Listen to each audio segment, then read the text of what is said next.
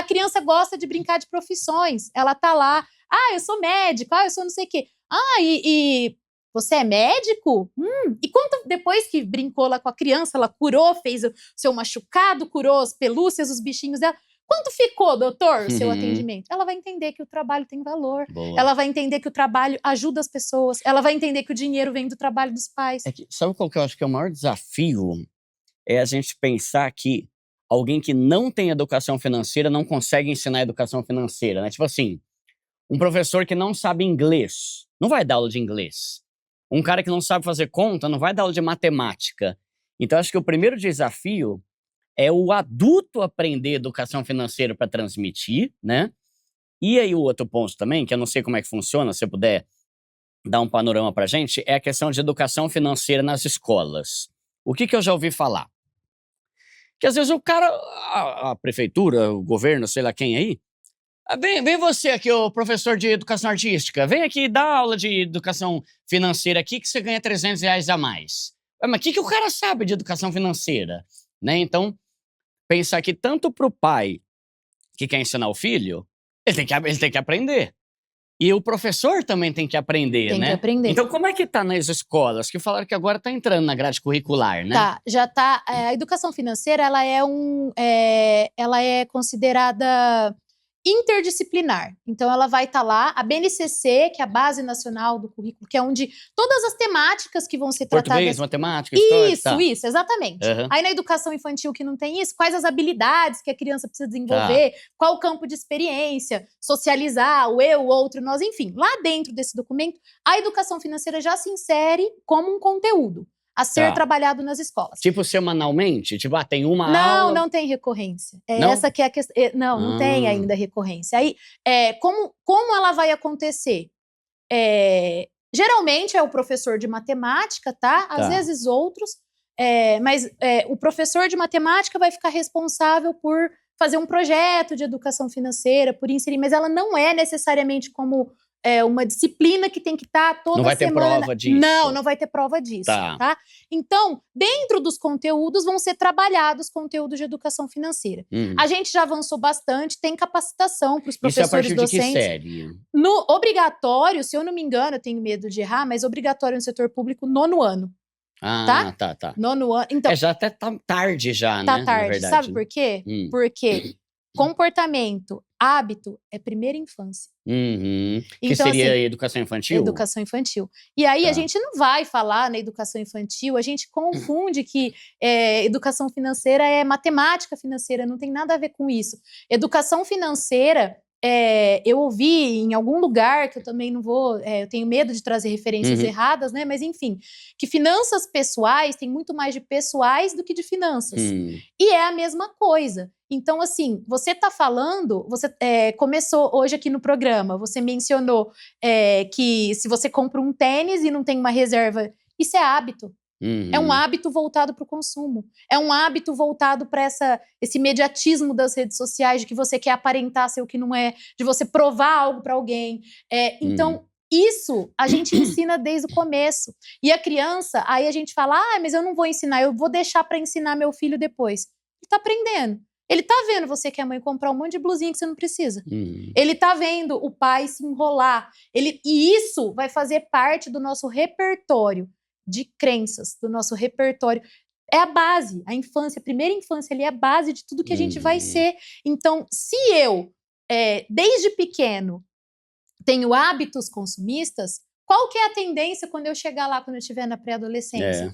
Você entendeu? E eu tiver acesso a dinheiro. Então, na primeira infância, a gente vai falar de consumo, a gente vai falar de saber esperar, a gente vai falar de causa e consequência. O que acontece quando eu espero por um desejo que é meu agora? Qual a consequência disso? Dá uns exemplos pra gente, então, claro, tipo assim, a partir de que idade que já dá pra começar a trabalhar com educação financeira e o que fazer, sei lá, uma criança com 4 anos, você não vai ensinar a mesma coisa que nem só do banco imobiliário. O banco imobiliário é avançado.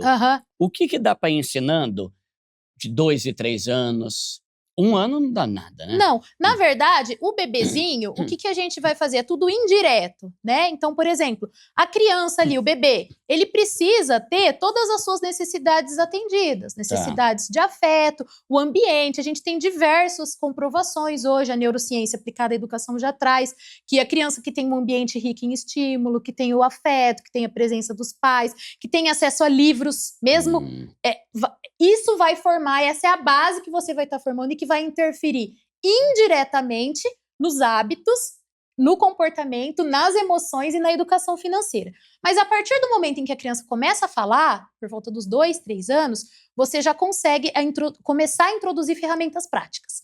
Tá. Então, para os pequenininhos, como que a criança pequena aprende? A gente está falando aí da educação infantil de 3 a 5 anos, 6 anos. Ela aprende pelo concreto, ela aprende vivenciando, ela aprende brincando.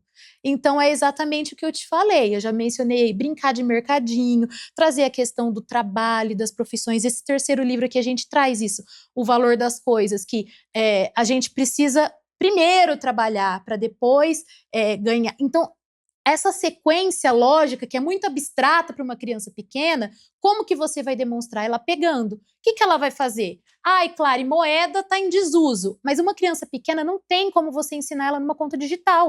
Ela precisa pegar. Então, que seja com moedas, aí ela vai trocar. Aqui, né? Tipo isso aqui. Exatamente. Pode ser com moeda cenográfica, brincar com dinheirinho, as crianças gostam. Então, nessa fase em que a criança é pequena, e é a fase egocêntrica do desenvolvimento, a criança não enxerga pela perspectiva. O mundo, ela não enxerga pela perspectiva do outro. O mundo para ela é isso aqui. É o que ela vê, o que ela sente, o pai, a mãe, as experiências dela. Então tem que trazer para a experiência dela. Como? Gente, no dia a dia.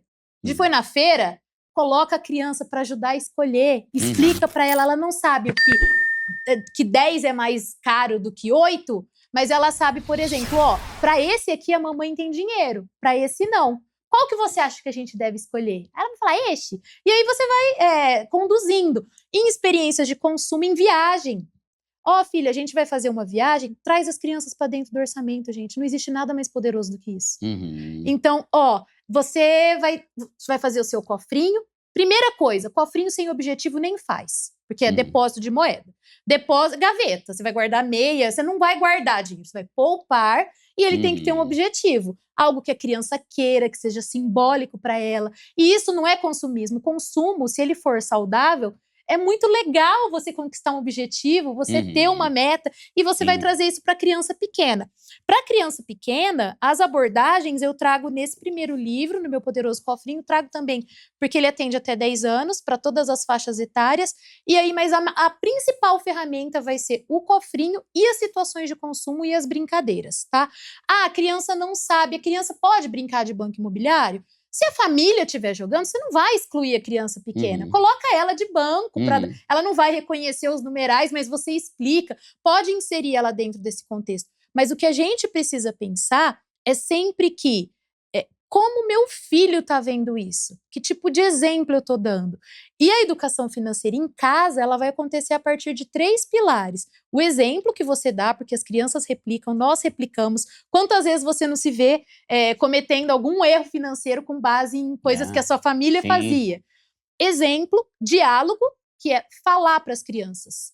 Traduzir para ela o mundo. Nós, como adultos, a gente vai mediar a percepção de mundo que a criança tem.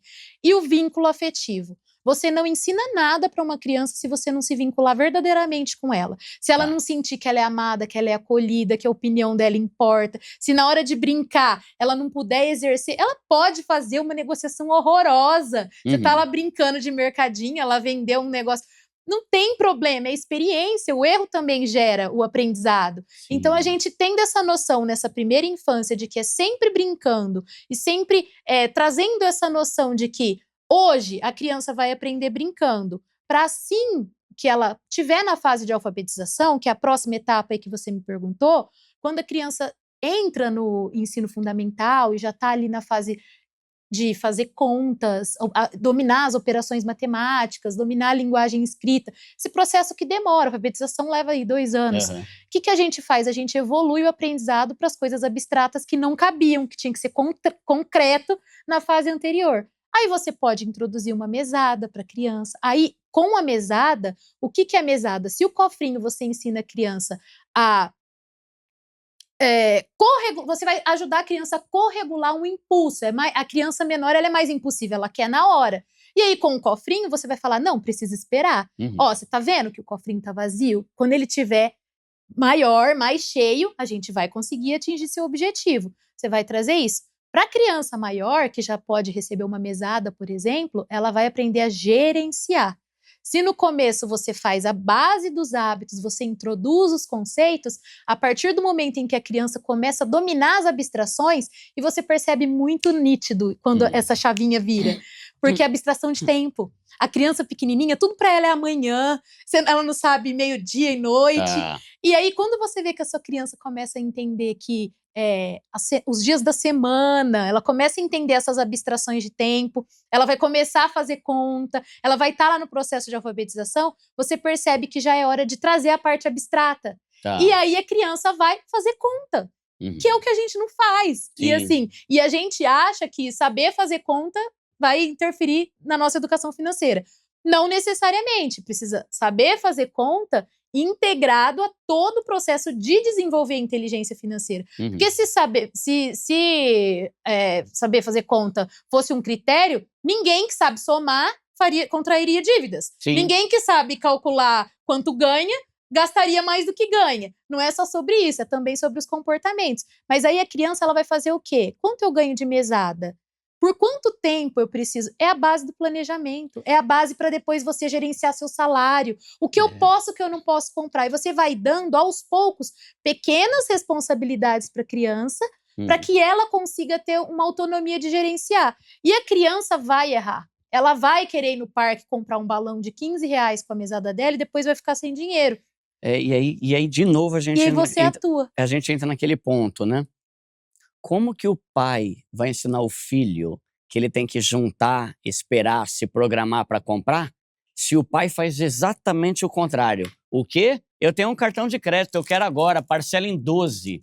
Tipo assim, a gente volta nisso, né? Volta. A pessoa que não tem educação financeira, ela vai criar um monstrinho financeiro que é o teu filho. Exatamente. E não pode ser assim, né? Exatamente. E aí, a gente precisa ter isso como premissa básica. Eu preciso me educar, eu preciso ter educação financeira para que o meu filho não passe pelos perrengues que eu passei. Então, assim, é educar para a vida. É algo que a gente, assim, educação socioemocional, educação financeira, a pessoa que não sabe gerenciar empreendedorismo, liderança, esse tipo de habilidade, que são as soft skills, assim, que a gente precisa desenvolver para ter uma vida plena, precisam ser desenvolvidas na infância. Só que aí, Duda, eu vou fazer um paralelo na sua fala, que é o seguinte, ao mesmo tempo que a gente tem que se educar e a gente tem que pensar, caramba, se eu não sei, eu preciso mudar. Eu preciso também me educar. E isso é um nível de consciência que nosso trabalho faz com que as pessoas tenham.